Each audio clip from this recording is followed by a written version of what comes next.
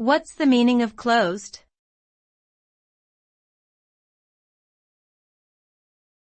Closed.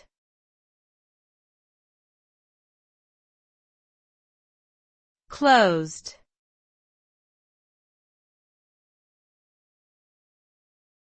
Closed.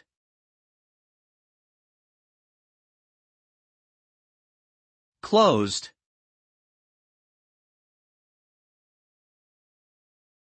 The term closed can have several meanings depending on the context in which it is used.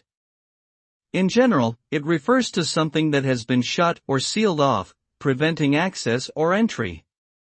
For example, a store or business may be closed for the day, meaning that it is not open to customers. Similarly, a closed door would be one that cannot be opened without a key or other means of access.